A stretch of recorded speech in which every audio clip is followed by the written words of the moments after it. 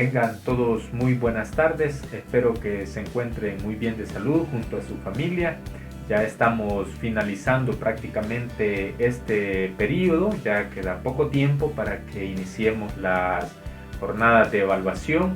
Así que vamos a utilizar este espacio, este momento, para hacer un pequeño repaso de lo que hemos visto durante todo este periodo.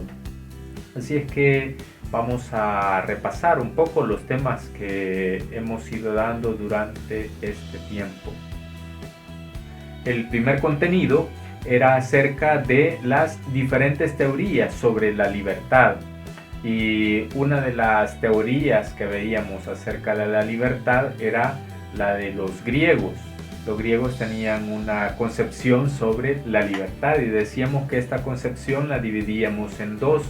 La primera, que es la que hace referencia al destino, y la segunda, que es la que hace referencia a ese hecho de ser ciudadano, a esa condición de ser ciudadano. Son dos concepciones que van a tener los griegos a lo largo de la historia sobre la libertad. En la primera, que es el determinismo y el destino, pues ellos consideraban que la libertad solamente le pertenecía a los dioses. Ellos eran quienes determinaban lo que hacían los seres humanos. Entonces los seres humanos eran prisioneros de los dioses en este caso, y que la libertad solamente era un privilegio de ellos.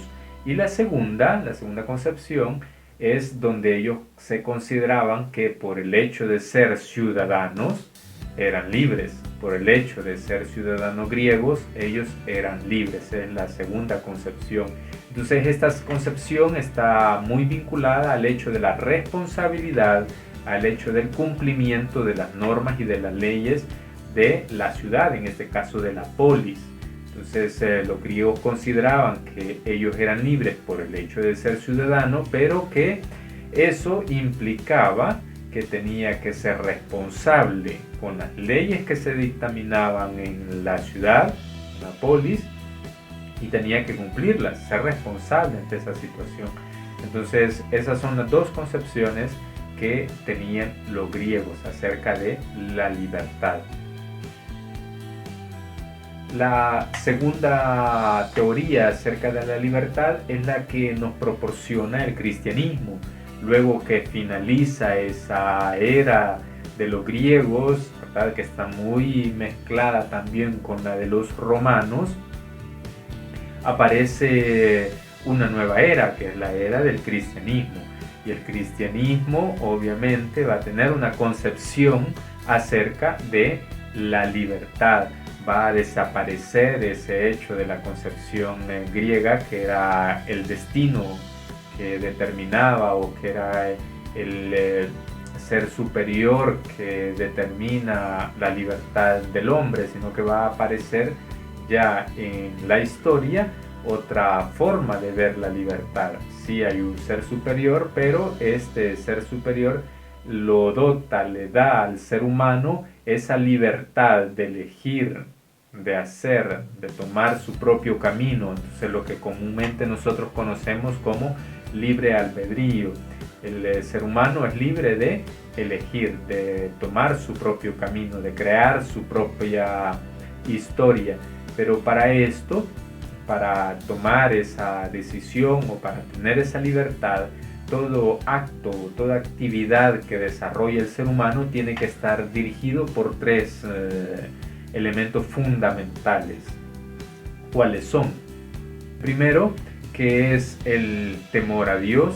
El ser humano debe de temer a ese ser superior, en este caso, no como persona, sino al hecho de defraudarle, de quedarle mal, ¿verdad? La segunda, que es la búsqueda de la salvación y la vida eterna. Entonces toda decisión que el ser humano toma en su libertad debe de estar marcada por eso. ¿Con eso estoy ofendiendo a Dios? La segunda, que es: ¿con eso estoy obteniendo o voy a obtener la salvación y la vida eterna? Y el tercero, que es la negación del pecado. Entonces son los tres elementos que van a tener o que se van a dar en el cristianismo para el buen ejercicio de esa libertad que Dios le ha concedido al ser humano.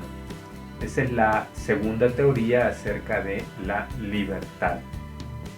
Veamos la tercera teoría. La tercera teoría es acerca de la modernidad. Pues van apareciendo ya en este siglo XV, en el siglo XV van apareciendo ya nuevos cambios. Se va transformando la historia y se va transformando, en este caso, el ser humano, ¿verdad? Entonces, ¿qué es lo que sucede en la modernidad? En la modernidad se va alejando de esa visión cristiana. Ya van apareciendo, van surgiendo nuevas formas, nuevas tecnologías. En este caso, obviamente, para esa época era un gran avance que cambiaba y transformaba toda esa concepción o toda esa visión del ser humano y de Dios. Entonces se van a ir separando poco a poco la concepción de Dios y el hombre. ¿Y qué es lo que va a suceder? Que el hombre va a descubrirse como un ser histórico en este mundo, ¿verdad? Que ya no está determinado solamente por ese ser superior, sino que es él quien va a determinar su destino, su forma de ser, qué es lo que busca, qué es lo que quiere. Entonces va a descubrir que puede modificar las cosas. O sea, todo ese desarrollo que se fue dando, que se iba desarrollando, le sirvió al ser humano para descubrirse como un ser histórico, como alguien que puede transformar su entorno, la naturaleza. Entonces, ¿qué es lo que va a suceder? La concepción de libertad que se tiene en ese momento de la historia. Bueno, la concepción que se tenía acerca de la libertad era de que el ser humano es libre y él puede crear y tiene la capacidad de crearse a sí mismo y de construir su propio destino. Entonces van a decir en la modernidad, ¿cuál es el origen de la libertad? El ser humano, el hombre. En el hombre nace la libertad por el libre albedrío que nosotros tenemos, ¿verdad? Entonces nosotros podemos elegir cómo construimos, cómo transformamos nuestro entorno y podemos tomar nuestras propias decisiones. Entonces por eso les decía que comienza a darse ya esa separación de Dios y el hombre. Esa es la tercera. Luego tenemos la cuarta teoría de la libertad, que la ubicamos en el periodo de la Ilustración. Obviamente el modernismo y la Ilustración están sumamente ligadas, ¿verdad? Tienen mucha relación una de la otra, porque en la Ilustración, pues obviamente ya todos conocemos, es donde surge esa nueva forma de pensar, ese cambio que se va a dar al rumbo de la historia. Entonces, ¿qué es lo que sucede? En la Ilustración surgen muchos pensadores, muchos filósofos que nos van a decir a nosotros que la libertad se va a adquirir por el conocimiento de la verdad. Esa verdad, obviamente, solo la podemos alcanzar a través del rigor científico y filosófico. Decíamos anteriormente que en la modernidad, todo ese cambio que se va dando en cuanto a la tecnología, en la Ilustración obviamente se va a descubrir que gracias a ese rigor científico y filosófico podemos descubrir la verdad, podemos conocer a ciencia cierta qué es correcto y qué no. Entonces, para la Ilustración, a través de la búsqueda de la verdad, somos libres. Esta búsqueda constante de la verdad, ¿qué es lo que va a generar? ¿Qué es lo que va a propiciar? Pues bueno, lo que generó fue un ambiente de autonomía y de libertad, obviamente basado en la razón individual. Estamos hablando del periodo de la Ilustración. Eso es lo que va a generar la búsqueda constante de la verdad. Y este filósofo que ustedes ya han escuchado, que ya conocen, que es Kant, nos va a decir que la libertad es como el ejercicio constante de esa autonomía. ¿Esto qué quiere decir? Bueno, que la moral se va a convertir en ese lugar donde se va a generar o se va a desarrollar la libertad.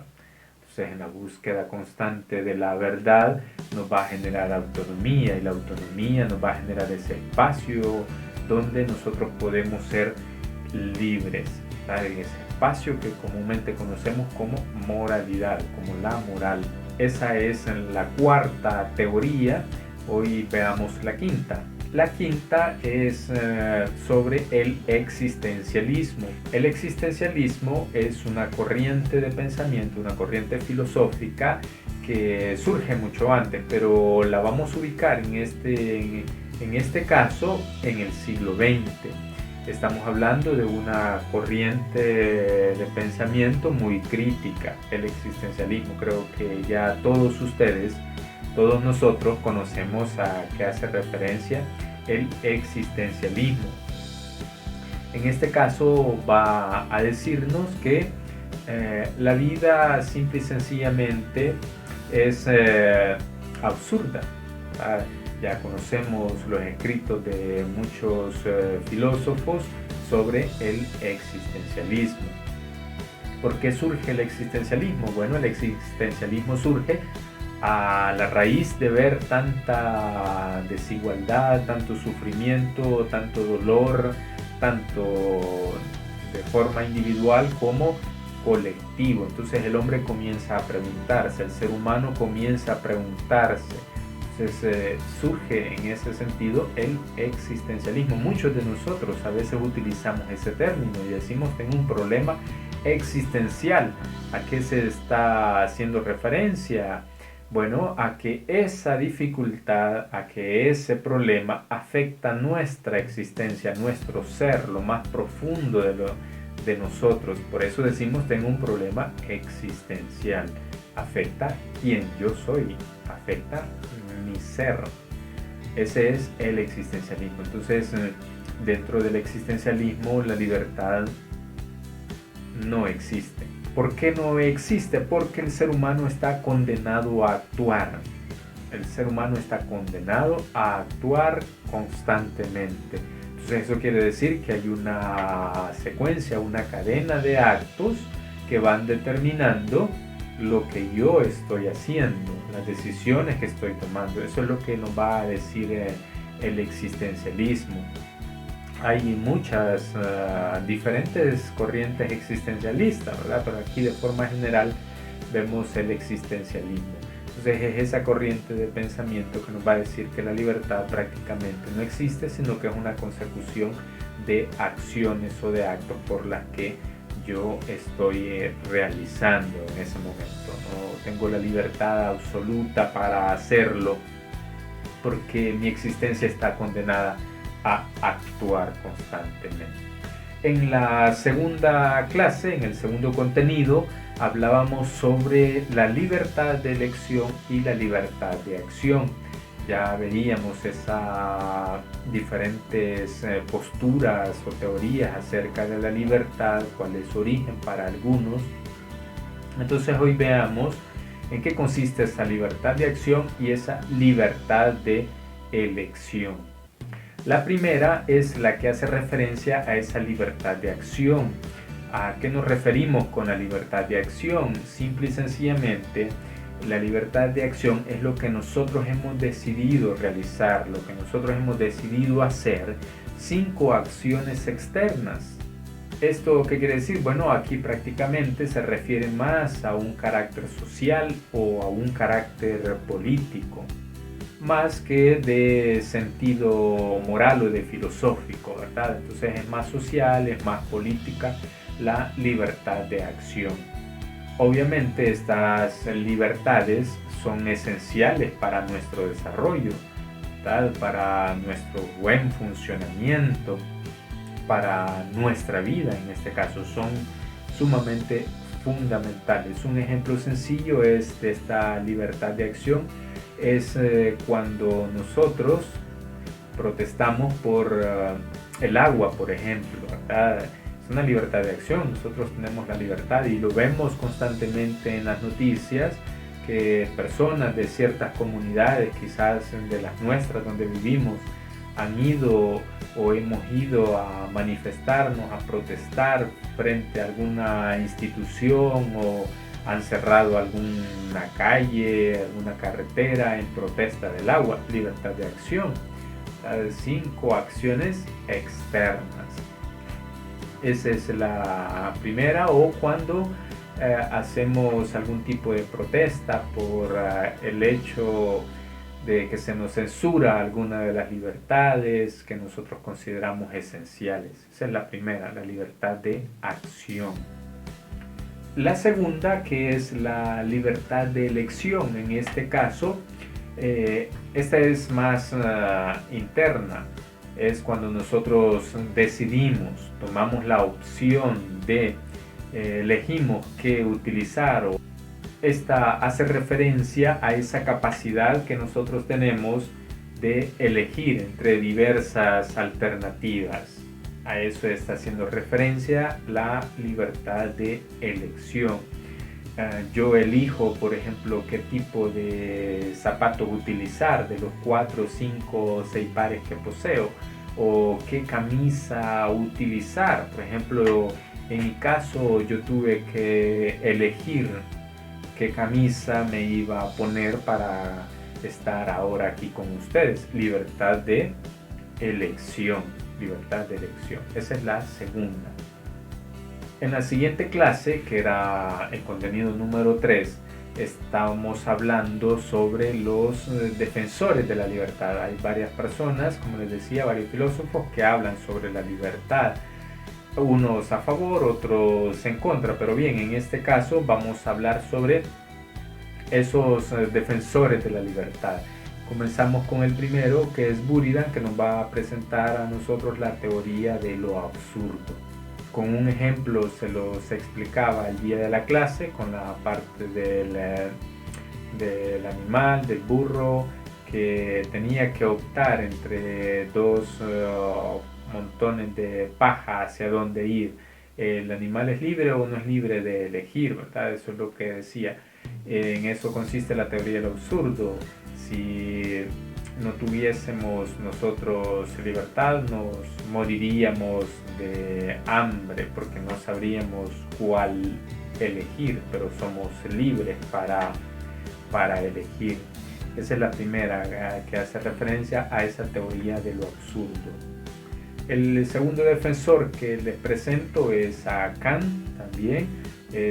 Forma parte de este periodo de la Ilustración también, ¿verdad? Que nos ha aportado mucho en cuanto a pensamiento sobre distintos temas. En este caso hablamos sobre el tema de la libertad, y Kant va a decir que una cosa es conocer y otra cosa es pensar.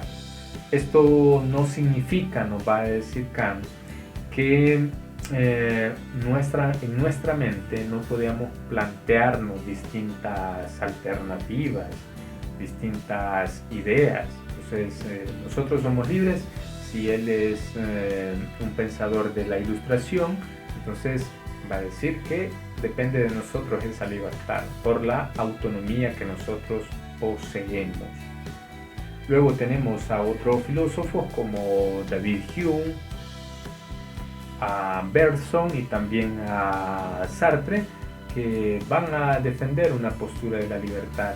Y Sartre en este caso nos va a decir que lo que nosotros hacemos es evadir nuestra responsabilidad. Nosotros somos libres, pero lo que nosotros buscamos al decir que la libertad no existe es evadir esa responsabilidad que nosotros tenemos.